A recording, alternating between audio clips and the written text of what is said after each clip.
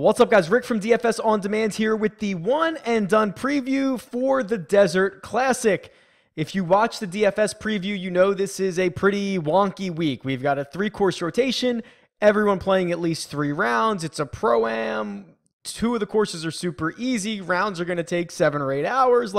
It's going to be weird. So we're kind of throwing out the statistics this week. We will not be making as much of a analytical decision as much of a feel and kind of like strategy decision. So we'll talk more about that. But before we do, let's look at this last week, Sony Open. We had Justin Thomas in 2 lineups. So we finished with 99,200 in both of them. So JT was in our lineup that we talked through last week, and he was in the lineup that we created before the season started. Is that good that we burned JT and only got 99,000? Probably not, but if you look at it, I think we talked about this in the season preview. If you bank like $250,000, $300,000, maybe with as many people as in the Gups Corner contest as this year, you might need 250 or 300,000 every week. Like, that's okay. So it's not like complete disaster. We didn't miss the cut. We banked 99,000. We're basically dead middle of the pack here. So nothing too concerning.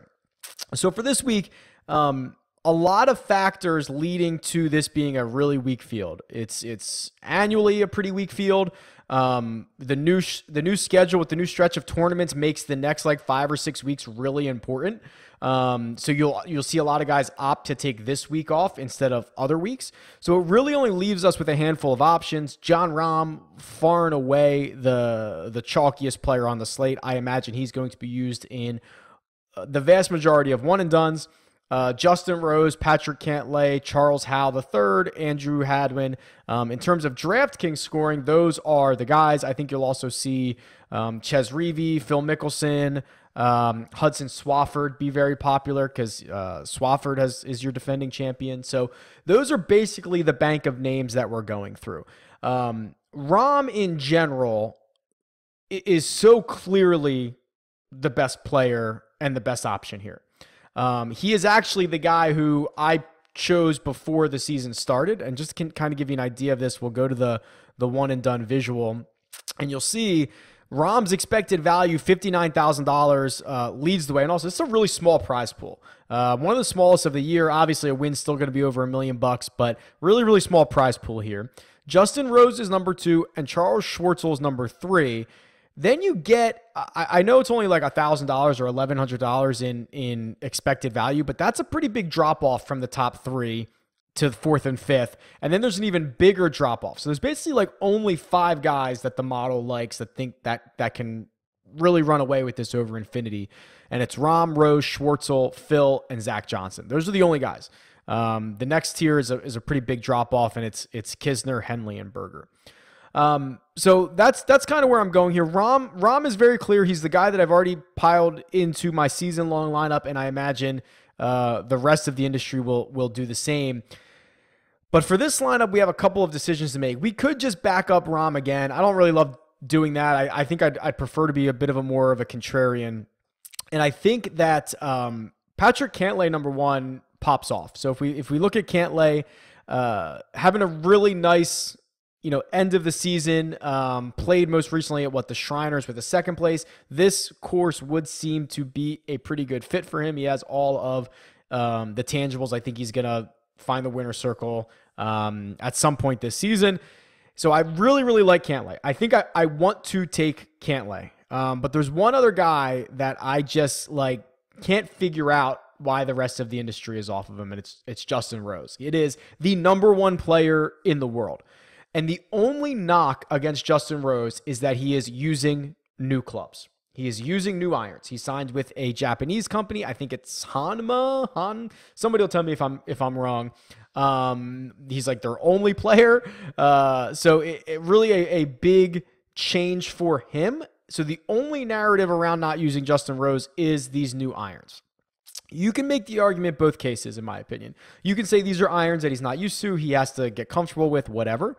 Or you could say, oh, he had a company who will do anything they can to please him, custom build him to spec the exact clubs that he wants. And he would not start gaming them until he was ready to do so. Okay, you can kind of go both ways here. Or you could say he's chasing the money and he's going to play whatever. He doesn't really care. Rose is so good, right? Like, I don't know if he has to be far and away the best player in this field, or even if he's like, even with new irons, he's like the 10th best player in the field. Like, however you want to dictate this, he's still unbelievable. If you look at his recent stretch, so the Dell Technology Championship, second place. BMW, second place. Tour Championship, fourth. WGC, third. Then he went to the Turkish Airlines, won that. Then he went to the Hero World Challenge, finished third in that. Then he went to the BNI Indonesian Masters. That was his most recent start. That was probably 3 weeks ago. And T17, which is probably a disappointment. Definitely a disappointment for Justin Rose at the Indonesian Masters, but it's not like he finished dead last, right? So there's really only one knock against Rose, and it's these irons. I think he is going to be completely overlooked, completely under-owned, and you have to have some cojones to play him. And that's exactly what I'm going to do. So I'm going to roster Justin Rose into our lineup for this week.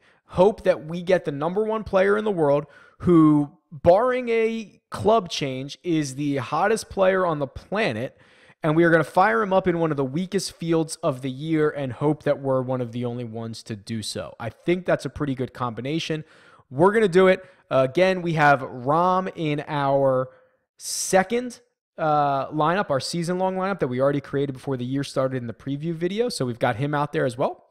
Let me know what you think about this. I could be absolutely crazy, but we're only playing narrative games at this moment, so I want to hear your narrative. Tweet me. It's at DFS On Demand, or leave a comment below. I'll talk to you. Good luck.